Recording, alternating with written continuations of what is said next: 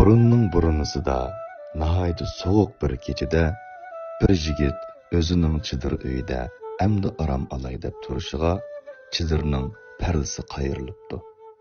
Sodigar kimkin deb qarasa, aslida uning to'gisi ekan. Sodigar to'gidan so'rabdi. Nemish bo'ldi? To'ga: Sirt bakmi sovuq ekan. Men sovuqdan chiday olmadim. Shunga beshimni bo'lsa-mu chidirning ichiga tiqib olsam bo'lamdi, debdi.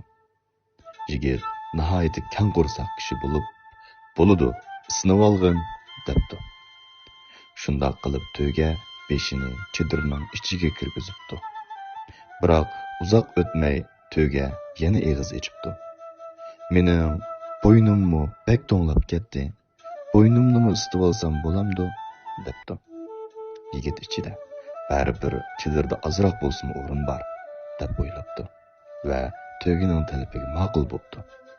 Shuning bilan to'ga bo'ynini chidirning ichiga kirgizib oldi. Uzoq o'tmay to'ga yana shundoq debdi. "Putum bek to'nglab ketdi. Putum bo'lmasa, ada safarmi qila olmaymiz. Shunga putumni isitib olay", debdi. Yigit yana qo'shilibdi.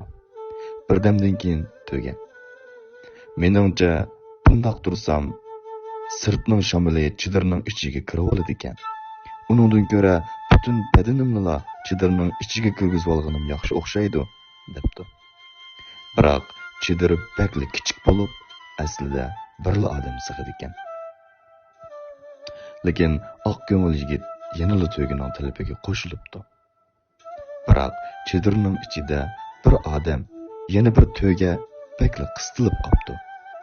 Shuning bilan to'ga: "Qaraganda bundoq tursak patmug'idekmiz. Sizning badaningiz sal kichikroq. Shunga siz sirt tarafda turing. Shundoq bo'lganda buncha qistilib ketmaymiz", debdi. Oxirida bo'lsa to'ga yigitni chidirning sirtiga istab chiqarib yetibdi.